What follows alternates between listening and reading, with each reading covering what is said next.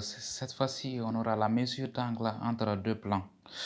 On a déjà nos deux plans ici. On a P1 nord 121,58 ouest et nord 13 161. Donc ensuite on a nord 13 70 ouest. Alors on va essayer de représenter d'abord ces plans, mais on va mettre d'abord les marqueurs des repères. On a le nord sur notre papier calque, on a l'est, on a le sud et on a l'ouest. Donc on a nord 161. Nord, on cherche la direction 161. On a 161 ici. Donc on déplace. 58 ouest.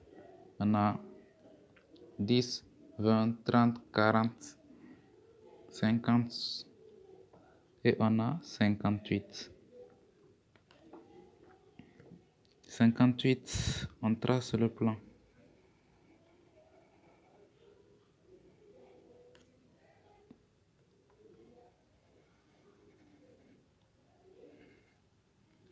Et on a notre plan P1. On a notre plan P1. Et là, on cherche aussi le pôle de ce plan.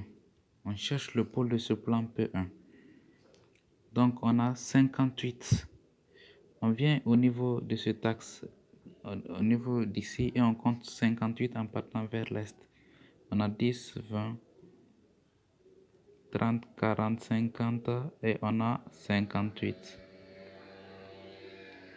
58. Donc ça devient le pôle de notre plan.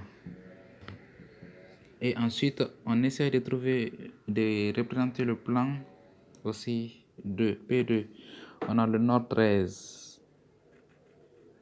P2 égale nord 13. Non, 12, 13, oui. On a P2 et on déplace. 70 ouest. Donc l'ouest se trouve par là et on compte 70 encore. On a 10, 20, 30, 40, 50, 60, 70. Donc on essaie de représenter ce plan.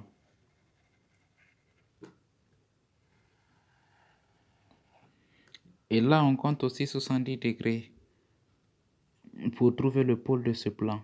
On a 10, 20, 30, 40, 50, 60, 70. Donc on a le pôle P2. Et on met les deux pôles sur une même trace cyclographique. Une même trace cyclographique, c'est un thème technique. Je peux dire on les rend coplanaires, c'est-à-dire on les met sur un même plan. Donc voici les deux pôles, on les met sur un même plan et on essaie de compter l'angle qui existe entre eux. On a ici 14, on a 4, 14, 24,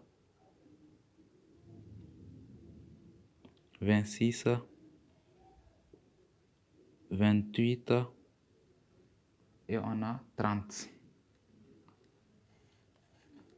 On a 30 degrés entre eux.